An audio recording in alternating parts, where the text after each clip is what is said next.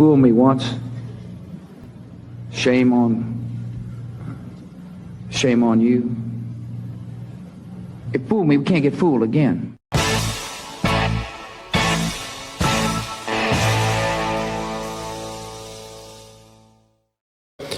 The golden age of America begins right now.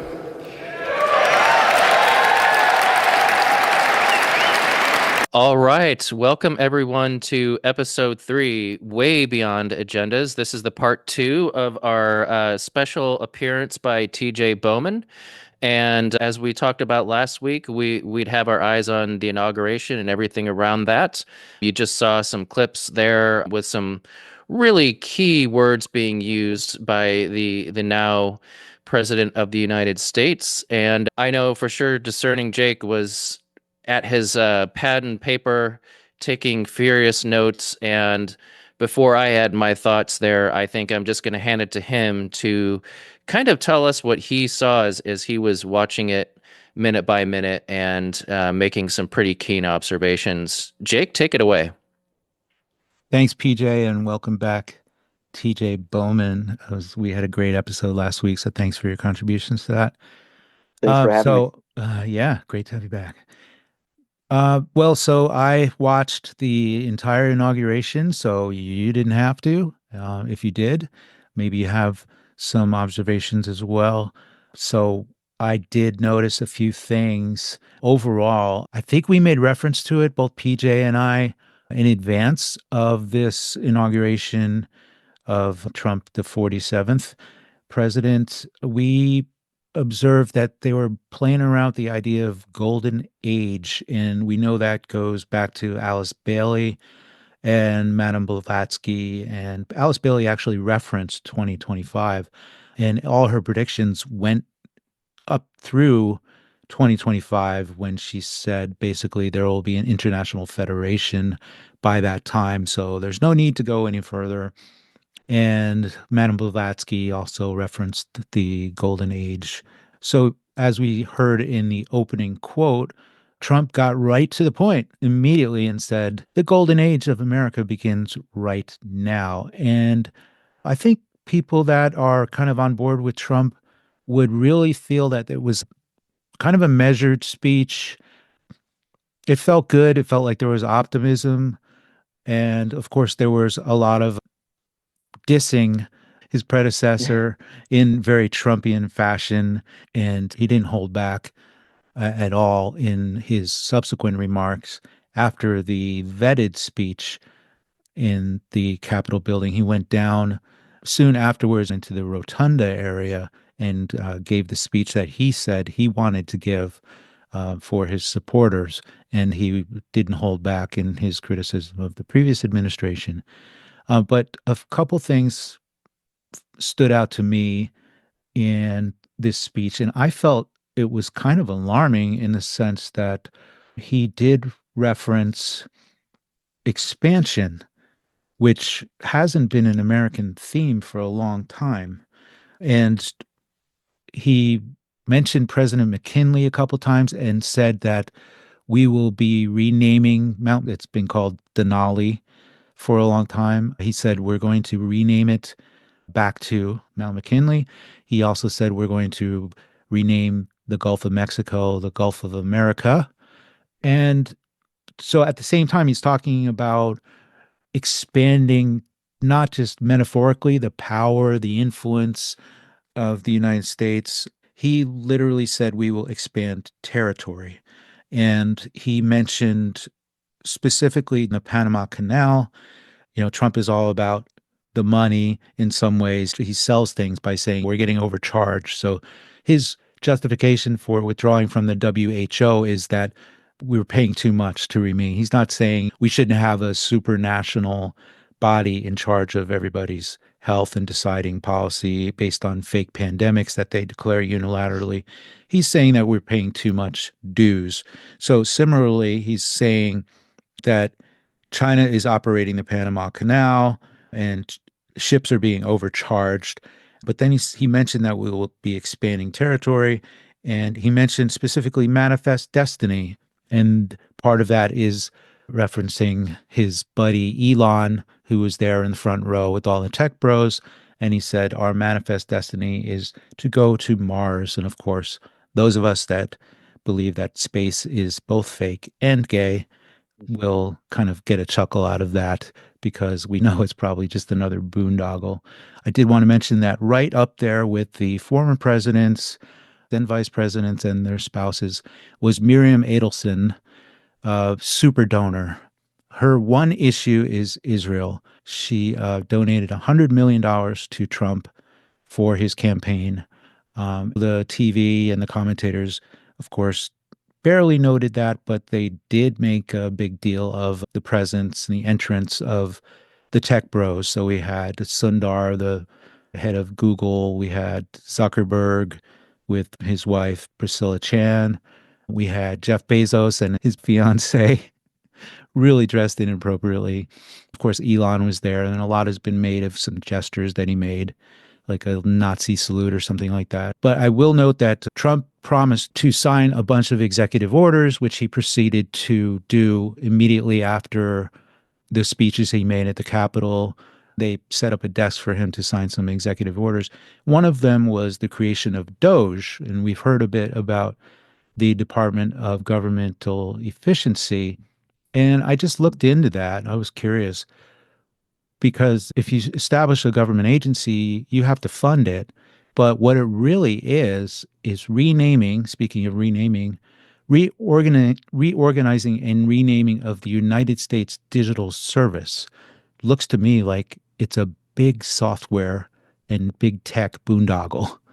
So if you read into that, all it does is modernize the quality and efficiency of government-wide software, network infrastructure, and IT systems. So that was his first nod to his tech bros. And we also saw Larry Ellison invited right into the Oval Office to talk about how using AI, we will be able to detect cancer in the blood and have personalized mRNA vaccines ready in 48 hours. You can do early cancer detection with a blood test. And using AI to look at the blood test, you can find the cancers that are actually seriously threatening the person. Once we gene sequence that cancer tumor, you can make that vaccine, that mRNA vaccine, you can make that robotically, again using AI, in about 48 hours. And so he's moving quickly to appease his tech paymasters. So one can only wonder who else he's moving quickly to appease. So those were a few things that I noticed. And I'll conclude by saying when he went into the Capitol Rotunda area, there was a big effort to bring out what they called this Statue of Freedom, which is really a Columbia statue. It's a copy of the Columbia statue that stands atop the Capitol building. And normally, if you are familiar with Columbia, she's supposed to shine from sea to shining sea, facing west. She actually doesn't face west on the top of the Capitol building. She faces east, I believe. So it's kind of like this whole opposite thing that the Illuminati type people are into.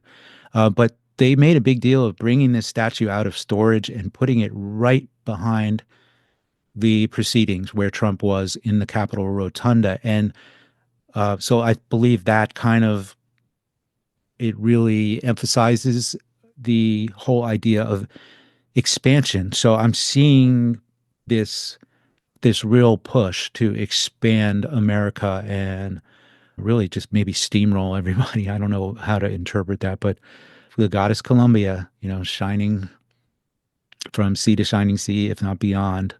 And her presence was there, and nobody name checked. Nobody mentioned anything about it. It was just there the whole time. So I'll conclude with that. Sounds like the first couple of Reichs, their affinity for those things. Yeah, definitely. I was looking for the symbolism, and that was the key one that really stood out to me was the goddess Columbia, which they called the Statue of Freedom. Yeah. Thank you for sitting through that because I couldn't. I definitely saw a little bit of it while I was able to tune in live at work, but mostly just the highlights and recaps and all kinds of stuff being taken out of context. And I feel like it is intentionally meant to be what it was taken as, but also given the context to be taken out of context. So it's the whole salute from Musk, and then also the statements from Trump on "we rigged it," and these two things I've seen floating around as like rage bait Mm, clips that are just that little bit, like, yeah, we rigged it, whatever, and then like the whole fucking Nazi salute thing. mm, And it's quite clear if you watch the surrounding minutes of either one of them, which I'm sure you saw, uh easily, like, Musk was throwing his heart out to the people. That was that like labored grunting grasp at his chest and then throwing motion. That was what he, like, the context of his motions there. And I just want to say thank you for making it happen. Thank you.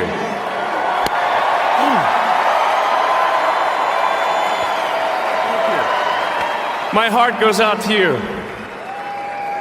And Trump was talking about the 2020 elections being rigged, and then, oh, thank God they rigged it. So now that I am president, I am going to be the president during these events or whatever. Like, they're clearly taken out of context, but I'm pretty sure that this is how it works. Like, they just tell you, they give you a different story from either side of the row. yeah. Whether you're left or you're right, you can see a completely different narrative being played out for you by the news, and being outraged that nobody's doing anything about it and it's not being called for the way you see it. But it's more fuel on the fire of the divide and conquer. Yeah, definitely. He provided a lot of that. Of course, all the executive orders provided tons of fodder for people to get up in arms about. The just a Yes. few minutes ago, as we record this, they pretty much escorted everybody with a DEI position out of their offices with paid leave. The left is certainly outraged by all that. They're outraged by Elon, outraged by everything going on. But I Right. Those did, those that would identify themselves as the left. yeah, we're just Trump was not really doing anyone seeking unity any favors in this Yeah. speech. It was like a rally, other than really speaking in abstract terms about America and expansion and how we stand on the verge of our greatest years, and today is Liberation Day and things like that. One thing I really needed to bring up in the context of the speech was that he was saved by God in the so-called assassination attempt on his life. He said, God saved me. And then I don't know what to read into this, but when he was sworn in, Melania held two Bibles in her hands, and Trump did not put his hand on the Bible. So, I don't know which God he was swearing to. Right. But he Just did say that God saved his life. And then he didn't put his hand on the Bible when he swore his oath of office. I only saw a still photo of that moment, but I kind of assumed maybe he put his hand on after or something. I don't know. Like, did No, you see the actual video of it? I He was did. off of it the whole time. Yeah, I even mentioned that to those watching with me. I said, I didn't see him put his hand on the Bible, and he didn't. I mean, it's admitted. They're like, well, there's no. It was really hurried. Chief Justice Roberts kind of hurried the oath, and Melania wasn't prepared. She's just holding the Bibles. Right. Yeah, They convenient were making. excuses because Yeah, I mean, they it didn't could have have been. time to plan for this, right? Like, perfect. yeah, I mean, there's so much to comment on what you just recapped, but really quickly, I want to make a comment about the same still photo that TJ saw. It did look curiously like the Baphomet, the as above, so below sort of Mm, symbology, that with one hand up and one hand down. I don't know if that was intentional or not, but that's certainly the way it looked in the photo that I saw. Again, though, I think we have to take a lot of these things in context. I didn't watch the video, so I guess, Jake, you'll have to tell me whether that was a misrepresentation or not, but certainly wouldn't surprise me. And the comment about which God does he serve is a good one, because I don't think he certainly follows the God of the Bible. I know there's a lot of people out there who'd be mad to hear that comment, but they probably need to do more research on that. But that being said, yeah, lots of fertile ground for discussion there. And the other comment I have about the Columbia statue, and this is me maybe needing to do a little bit of research on the Columbia statue itself and its origin, but it's curious that you mentioned the so-called attempt happened in July. And if this Columbia statue has any relation to, say, for example, the Statue of Liberty and its symbolism, which many of us have looked into and realized that the Statue of Liberty is in fact not a representation of a woman. It's actually a man that looks curiously like some Lucifer paintings and other depictions out there in the public eye. Furthermore, and this is me going way off topic, and I'll circle back around to what we were talking about, but some of those of us who are in the little season / millennial kingdom has come and gone camp, there are many who believe that Satan's little season started in 1776 and that the Statue of Liberty is in fact a celebration of Satan's liberation. So it would be curious to know whether the Columbia statue has anything to do with that. Not sure. I'll look into that and report back next week. One other comment that I wanted to make, and I've got a longer diatribe kind of related to all of this that I'll go into here in just a little bit, but you were mentioning the overlord sitting in the front row, and all that is true, but it was reported that Trump met with Bill Gates before all that and had a 3-hour meeting. So I think Trump already had his before. I had a chance to go have a long and actually quite intriguing dinner with him. What did you discuss? What was intriguing? Well, we touched on a lot of things. It was over 3 hours. It was quite wide-ranging. Global health's the area that I work in. I felt like he was, energized and, looking forward to helping to drive innovation.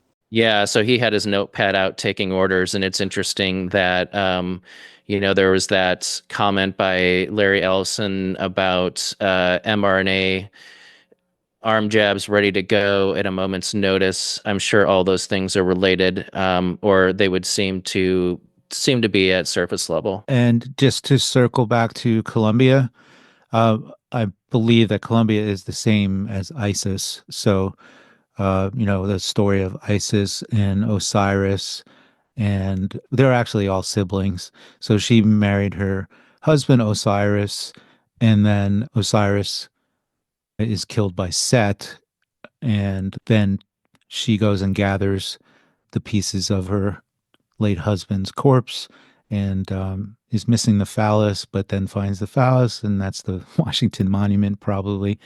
That's what that represents. But anyway, it's interesting because there's fratricide, right, with that. And but she does end up having Horus, and we know Horus from the all-seeing eye, the Eye of Horus.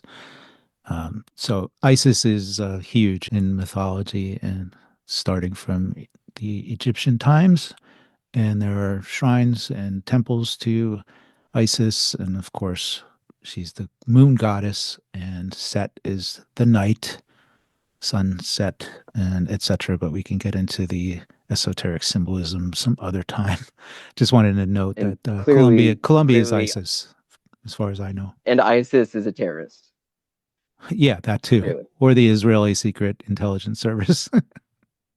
Yeah, and Yeah. absolutely, I think all that symbolism is by design. And just a quick something for people to think about if they haven't heard this before already. But there are many of us who look at old world structures around the world and have come to the conclusion that perhaps many of the old world buildings, such as those in Washington, D.C., are actually relics of Rome that never really went away.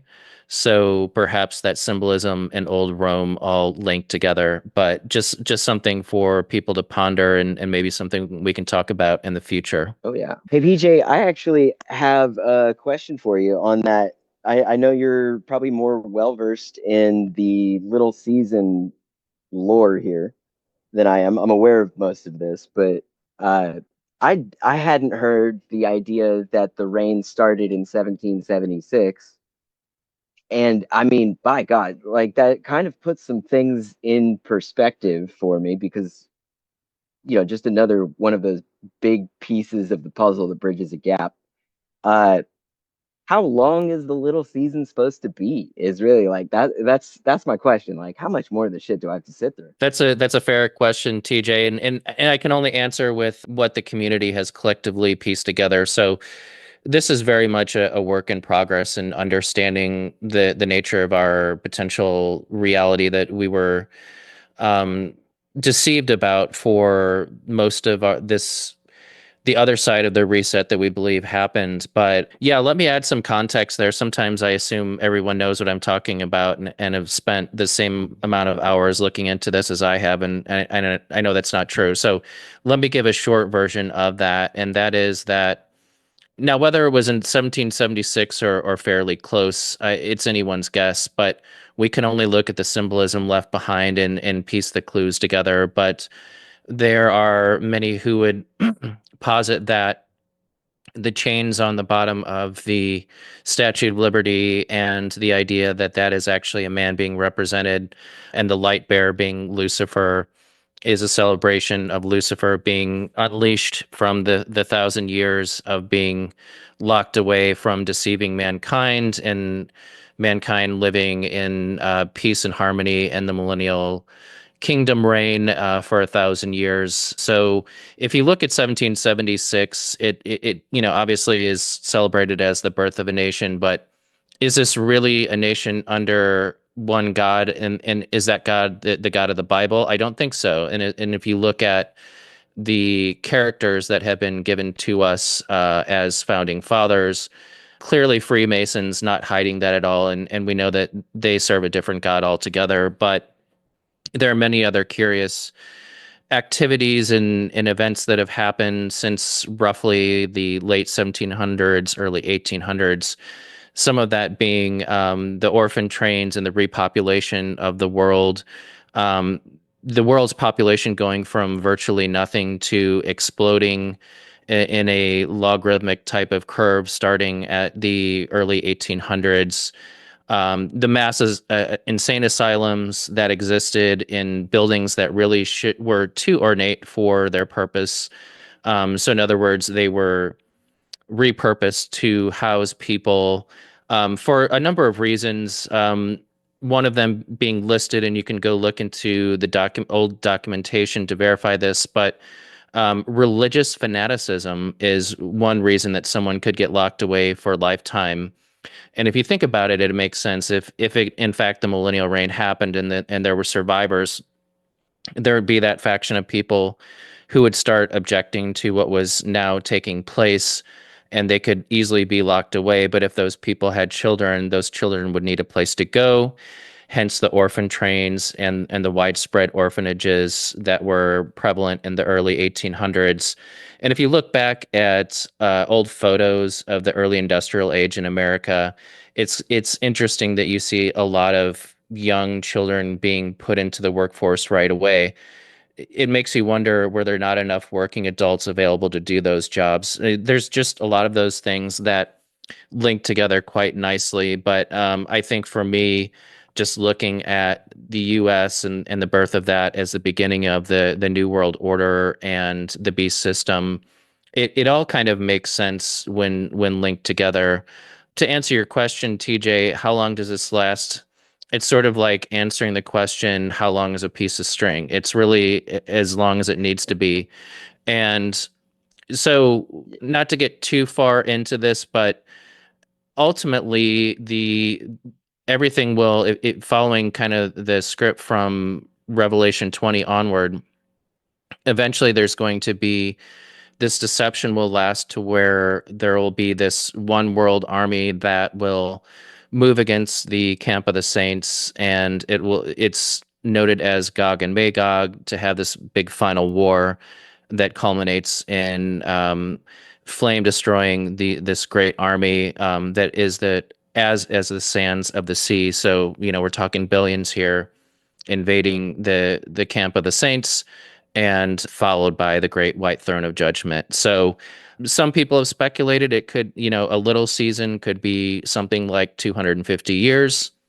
Others have other measurements. It's really hard to say, but looking at some of Trump's comments about expanding into Canada and Greenland and getting closer to the north, where many people, including myself, believe that Camp of the Saints, and perhaps if there is this New Jerusalem floating there, whether visible or not, could be where they're trying to move towards to get closer and have that Gog Magog battle. But this is still a work in development for many to try to piece these clues together. But long-winded answer to your question, but hopefully that provides a little bit of context. Oh yeah, no, makes a lot of sense as far as like timescales. Like, what is a season and what is a little season? So like, unless there's a defined uh period of time for something like an age to a season. In the Bible, often an age is referred to as 1,000 years, and that's where some people speculate that a little season or a shorter age could be, something like 250 years. But again, it's anyone's guess. But it certainly is kind of going back to the beginning of this episode, talking about how there's this expansionist idea being discussed, and this borderless idea, and perhaps a move north, or a borderless society. I think these things could all work together in that kind of gathering the armies for the Gog and Magog battle. Yikes. And we have seen through the mainstream just that whole vibe going on, and in Trump's remarks, we really do see this opposition of like the American ideal and the Western democracies, that stereotype, versus the BRICS countries.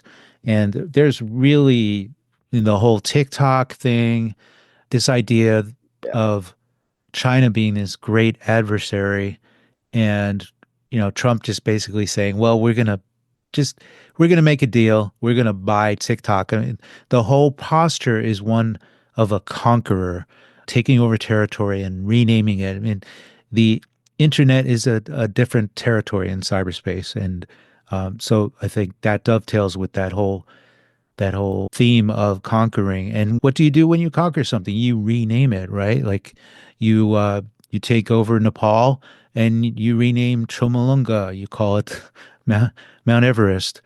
You name it after somebody who is probably not very politically correct.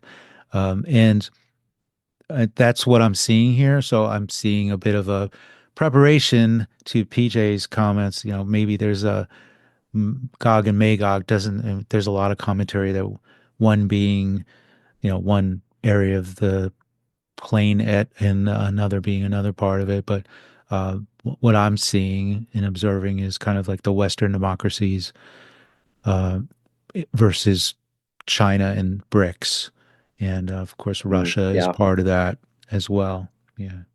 I don't I don't have anything to back it up with, but Gog and Magog has always struck me as something like Arctic and Antarctic. Like Hmm. uh and what was it? Admiral Byrd's comments about the the next war is going to be flown from north to south poles or something like but yeah, no, let's keep going. Jake, I think you had a comment there. Oh, well, I was going to comment that each age, when you introduce something, you kind of need your priestly class. I have an observation from a professor named Ben Teitelbaum. He wrote a book called The War for Eternity, and he outlined the golden age. Then everything basically declines, and I'm forgetting the Stoic philosopher, but it wasn't my favorite one, Marcus Aurelius, who outlined how things devolve from the golden age and they go down to the silver and then the bronze, and then you get to a dark age. And Teitelbaum in The War for Eternity termed the golden age as the priestly era, and the silver, it belongs to the warriors, so we can see maybe a lot of strife and conflict. And the bronze age belongs to merchants, and then the dark age to the slaves. But getting back to the golden age being the priestly era, you see the introduction of these high priests of tech. That's my observation when it comes to Yes. uh, if this is if we are trying to tie together the introduction of the tech bros with all these references, both by in the inauguration speech and the commentators constantly talking about this golden age, then that's how I would tie them together. They're the priests of this tech era. And Trump also mentioned that he's going to be the great peacemaker.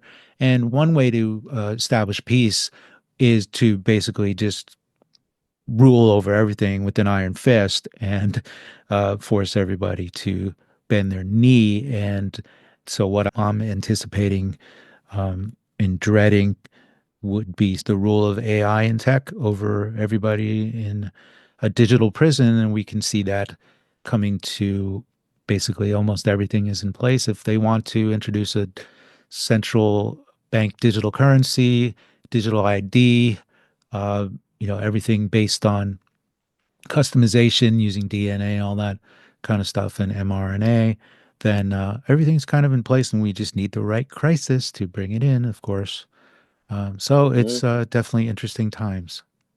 I can't help but think about the statue of Nebuchadnezzar when you were talking about the gold and silver and different ages. It just, I almost feel like I need to go reread those passages in Daniel, kind of referring to the dream that shook Nebuchadnezzar and, force Daniel at the threat of losing his life to interpret his dream. I can't help but wonder if some of that is somehow related. And I mean, this is again another aside, but I think that there's a reason to believe that some of the controllers somehow, through bloodlines, go back to the families that left the Tower of Babel when that happened. But I don't have strong links to provide right now, but just throwing out an idea there that talking about the different metals, and I had that vision of the Nebuchadnezzar statue and it crumbling.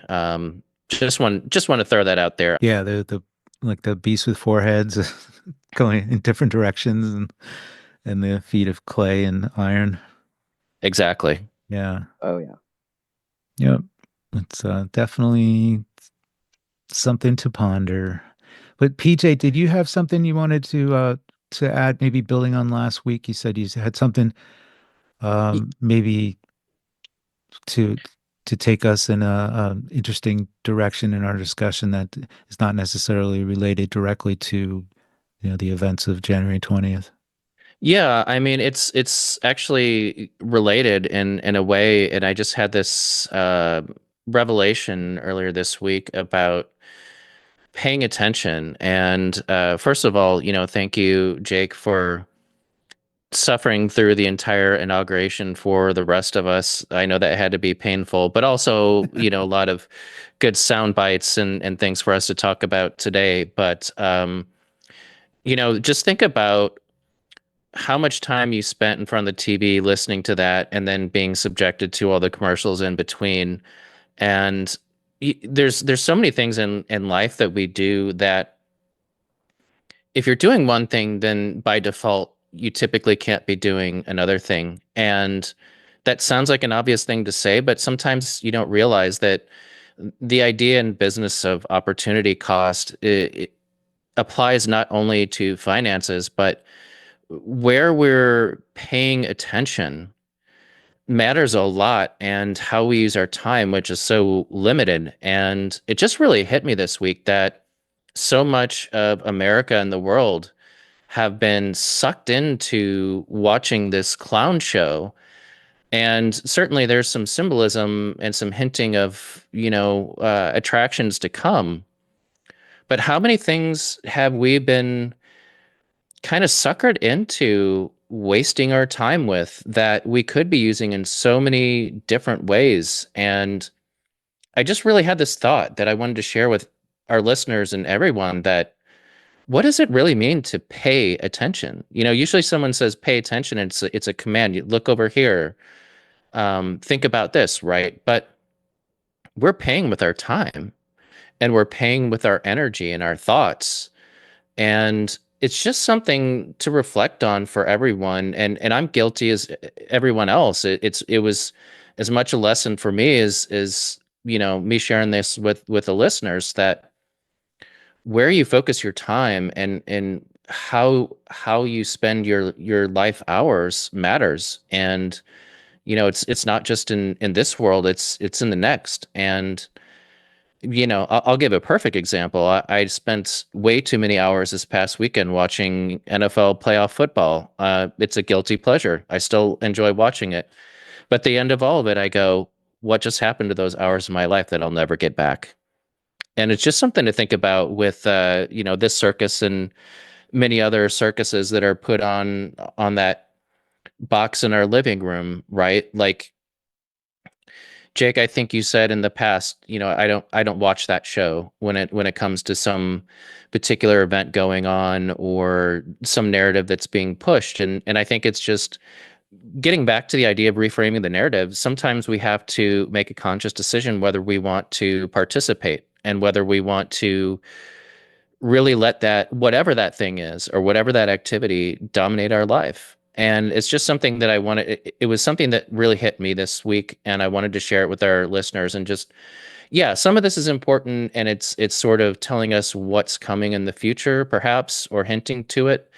But how much of our time and our life hours do we really want to dedicate to that? And that was really what I wanted to throw out there for all of us to consider, and also just, something to reflect on as we go forward. That's awesome. If I could add something to that, I have a book here, by the way. It's called Word Magic: The Powers and Occult Definition of Words. And it's the only book I brought with me I'm traveling right now. It's amazing. And so just to riff on your idea of paying attention, when you go to the store and you buy ice cream, you don't go beyond and do anything further than a transaction of buying the ice cream. But what other word do we use that goes beyond? If you have more than just a few coins to rub together and you go beyond just paying for something, you invest in something. And so, just building on what PJ said, you can pay attention, but then you can even go further and you can invest your energy and you can invest your whole being, your identity in something as well. And rather than just like what we were saying last week, being uh, rather than being of the world, kind of just observing things as they are and taking note and being in it, but not of it, not investing, just noting these things and not getting caught up and really, here's the word, but paying attention to what you are directing your focus to and energies.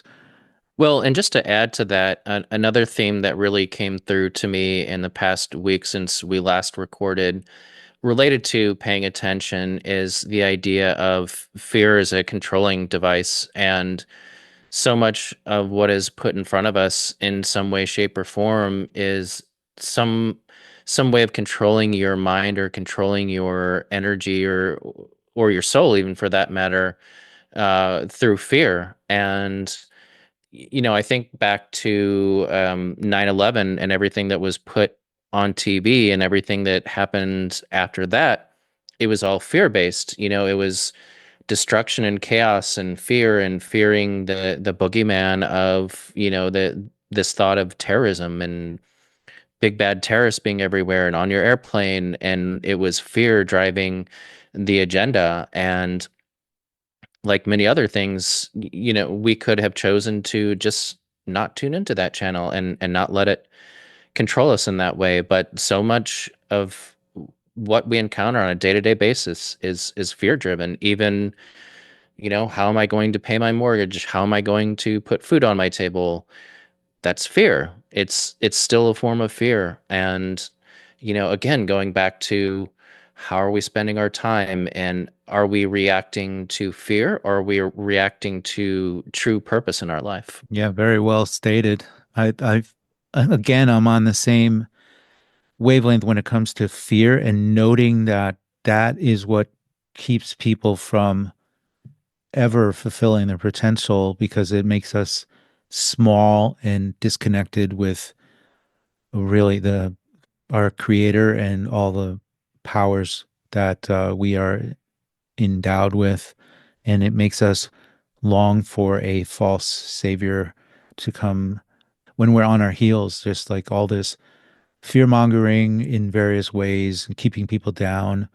It really keeps you from fulfilling your potential. And I think that's the greatest affront to the gift of life that we have, is when we ignore what we're capable of doing, and maybe sitting around watching TV is kind of a, a microaggression towards that gift. It's probably a subversion of the gift. Man, I'm vibing with that as well. Word Magic is a fantastic book. I recognized that name, Pao Cheng. It really puts the word magic into perspective. And I to go back to your point, PJ, I wonder how much of their agendas and their plans that they've scripted out for us rely on us investing our energy and attention into their cultivation of it. That with that fear that captivates and holds. I've read it as called as fear-based mind control, where and I believe it was a CIA handbook on mind control techniques, and it was uh, the fight or flight response in your brain. They activate that by putting you into a state of fear, and your brain operates in a way to quickly process without fully allowing you to consciously vet the information that's given to you. So they put you in a state of fear, and then they just dump as like a bucket load of sewage down your throat while your mouth is gaping wide open at some fearful response. So in 9/11, that looked like, oh my God, they hit the second tower, and the towers come down, and then there's a guy in the street that they're interviewing that's like absolutely spotless clean, who's saying it was Osama bin Laden, it's the terrorist organizations, we're gonna have to go over to Afghanistan, like scripted responses from clean ass people in the streets, just feeding you information of what they want you to believe, and you don't even have to take it in consciously, because you'll hear it again later and agree with it. Problem, reaction, solution. Exactly. Exactly. We had And Ehud Barak at the BBC studios, that like with ash and soot flying through the air in New York. Ehud Barak, the Epstein associate and former prime minister of Israel and defense minister, is in the BBC studios saying we need a war of terror. He said, I think he said war of terror or war on terror. We have no way but to stand firm facing terror. And it's a time to launch a operational, concrete war against terror. yeah. Right there. Like, people are so suggestible when they're in a state of fear. And that's one thing I observed in myself after 9/11, just the basically PTSD in a way. And look at what happened in 2020. It's the same script played over, in that scenario, right? I mean, you get everyone afraid of this boogeyman virus. Then you get all these threats of, if you want to eat or live or sustain yourself, you must do X, Y, and Z, and get a poke in the arm, and then back to that idea of, if you're afraid, then you're not thinking straight. And many people fell for that trap and have since regretted it. But it's the same playbook over and over. I remember during that whole clown show, I would often tell people, You know how I'm not getting COVID? I'm turning the TV off. Same. I have a Right. T-shirt to that effect. I have an observation on fear, and it's one thing that I cognated many, many years ago. I am a big connoisseur of music and jazz music in particular, and for some reason, I noticed many, many years ago, I made an observation that the artists that I admired the most and that accomplished the most had no fear. And specifically, there was a musician named Charles Mingus. That guy was just like the most fearless motherfucker uh, to ever play the bass or compose a song or lead a band. And Miles Davis was fearless. Trendsetters are fearless. Um, of course, there's all sorts of people that just they accomplish so much greatness because the fear doesn't hold them back. And I look to them and I kind of made it my goal to dissolve my fear. And the greatest fear that we have is the fear of death. And so everybody has to face that, and everybody has to grapple with that and handle it in different ways. But you can't escape it. And so the best way to live, really, in my view, is to um, come to terms with it and live your life to the fullest. And getting into cliche territory now, but just observing the death of my father not that long ago, something rubbed off on me, and I feel like I saw it and experienced it, and now I have a greater understanding of life and death, and I feel like I've made a step forward as far as not fearing, just having less fear about anything now that I've seen that, and I feel like I'm in a better place. It's empowering, and it's something just to reflect on. Much as I said earlier about paying attention, I think just checking yourself every now and then and going, am I reacting to something based on fear, or am I reacting based on my potential or something that I could be doing better with my time? Yes, make wise investments, everyone. Invest your time wisely. Spend it with the right people, like us right here.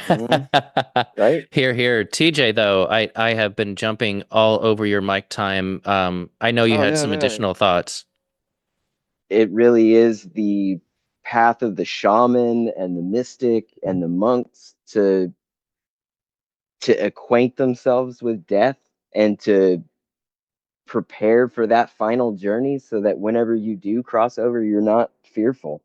And I think, you're definitely aware of that path in a way. Other than that, I don't remember what we were talking about. Fear-based mind control, maybe? It's a very well-defined tactic within these organizations that we're up against, and really being fearless and saying, I realize this whole thing is a charade, a theater, a joke, a clown world. It's all fucking nonsense, and I'm not going to let that have authority over me. That's really freeing. That's really like, what are they going to do? They can't scare you if you don't believe them. You Playing know along, that. right? Yeah. Don't play along. And it's like, eventually you start asking, under whose authority? Like, if the authorities want to come to you and tell you to do something, under whose authority? And there is a lot of uncovering of the contract law that we're in, and how we're all kind of contract as birth certificate chattel in a corporate